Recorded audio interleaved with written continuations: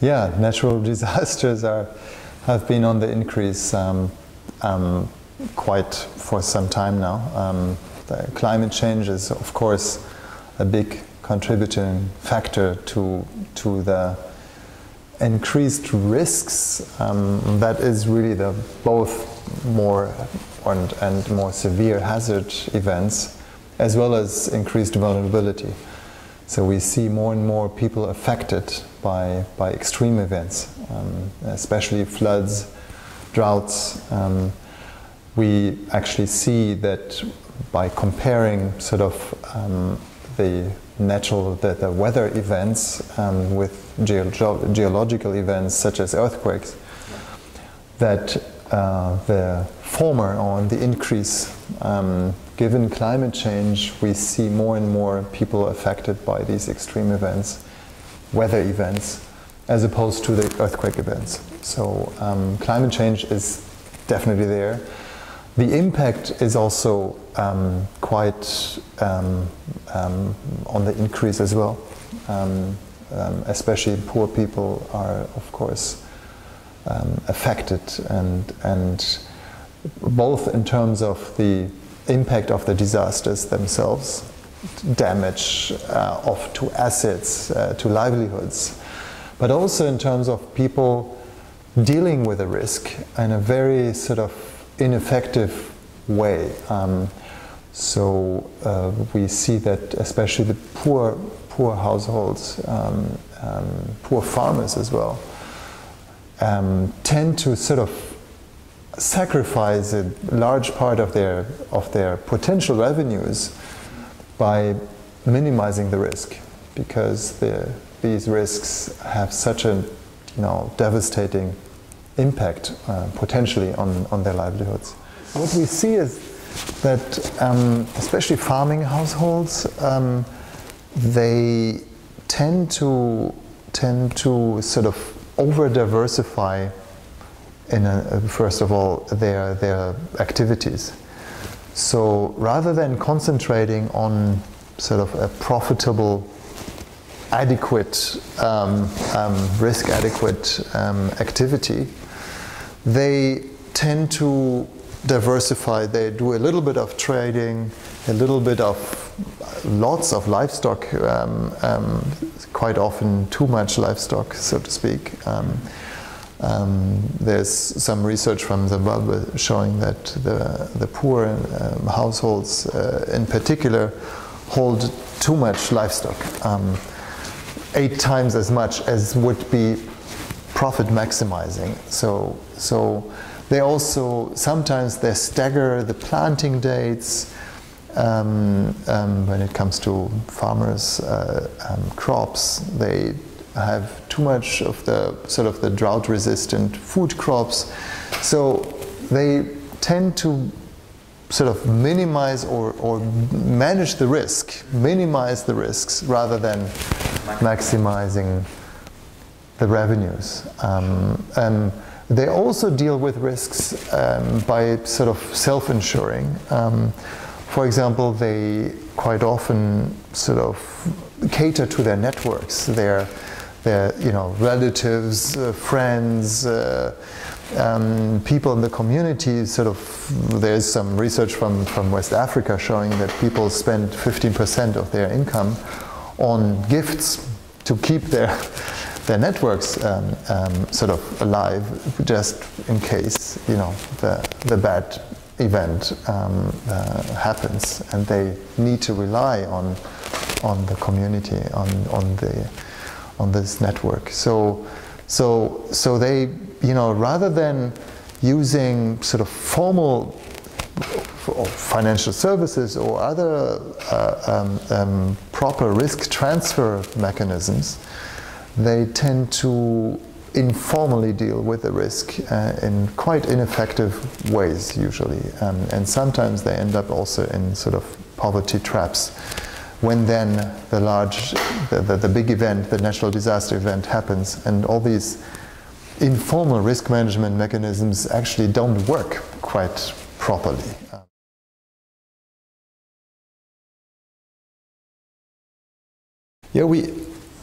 I think what we see is that farmers, they have some access to credit. I'm actually quite, most of them are. Also non-farmers tend to have access to credit. Also emergency credit, either formal or informal sometimes. So formal, that could be MFIs, that could be rural banks.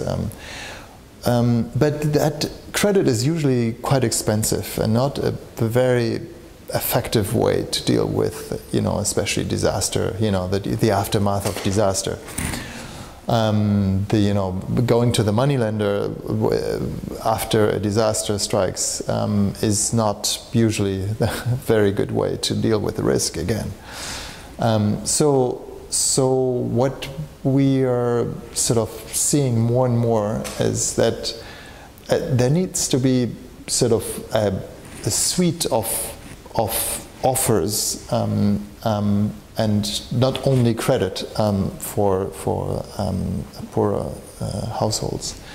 So in particular savings as an instrument need to be more available for farmers. That helps first of all with managing the risk more properly. I mean, it's better to have a savings account which is well remunerated as well, rather than too much livestock. The other piece in the puzzle, so to speak, in that holistic sort of way of dealing with risk is insurance.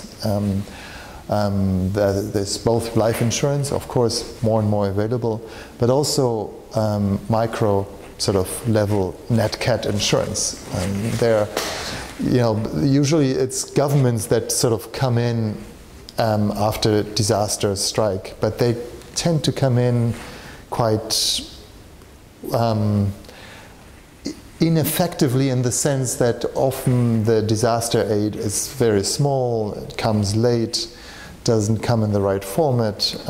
So we have seen, for example, after the 2010 floods here in Tamil Nadu, in the district of Tanjavur, that farmers got something like 1,500 rupees 4 months after the actual flood event happened, to then help with reconstructing their roofs, for example, of the houses that cost them something like 100,000 rupees. So it's not helpful for the early recovery, not helpful either for the reconstruction itself. So there are probably better ways to deal with this. This particular need for disaster cash after the disaster. So what we are actually developing together with IFMR is a sort of a micro net cat insurance together or jointly with a savings account and health insurance as a sort of holistic way of helping people to deal with risk, but also to achieve their goals, achieve their their long-term goals, for example, in terms of education for their kids, or also building a house.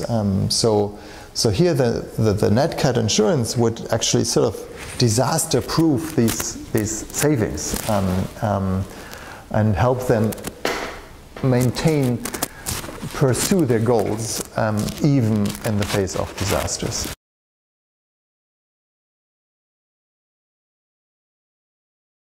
Well, we see now there's a few innovations in the insurance sort of world.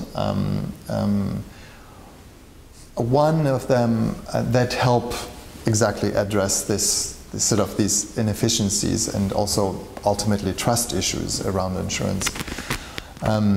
So one is that the settlement basis or the basis for payouts is now becoming a bit more objective and clear, because we can use satellite data or very objective, weather station data to assess the claim. So rather than going into each farmer's sort of field or check on their activities, did the market stall really get flooded or not? What we have is now very high resolution satellite images and other sort of ways to assess the claims.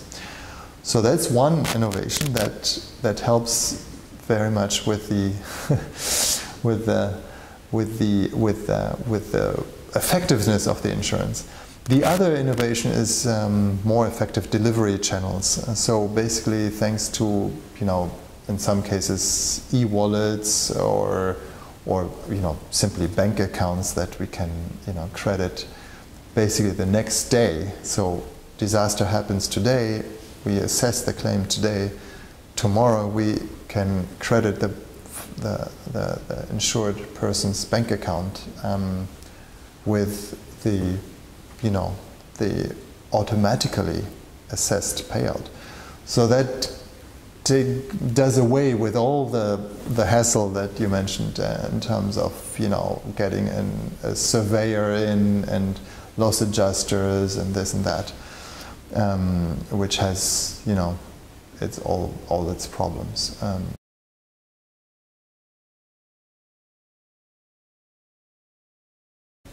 Yeah, effective delivery, of course, that is the huge sort of barrier. That's the biggest barrier, highest barrier. We are thinking. I mean, there's basically a few trusted delivery channels that also poor segment of the population trust. So one of them is credit, of course, especially microfinance institutions that the people interact with anyway, have perhaps a credit relationship anyway. So that is, of course, a very privileged and very convenient and basically trusted channel for the poor. But there's other channels. I mentioned already the contract farming operaters. I mean, large agri-buyers, off-takers of produce for farmers, can be, again, a very effective delivery channels. Also because these two channels can finance the premium, because that is another very, very important barrier for the poor in terms of accessing, buying insurance, really. It's the cash constraint. At the beginning of the season, when they have to buy all the inputs, pay also the school fees and a number of cash items that need to be paid. In the beginning of the season, they're not ready to, simply don't have the cash usually to pay for a premium as well. If instead the bank or the contract farming company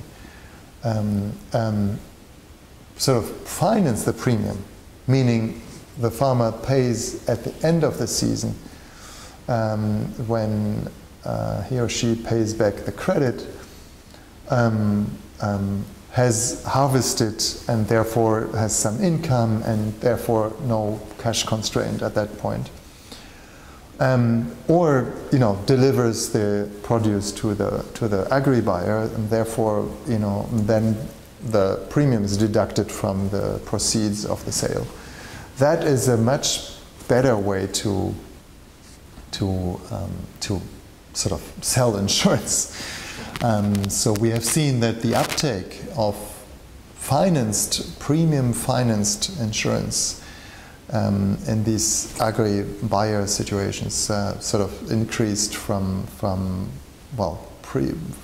to 10% without the credit, without the financing premium financing to 75%.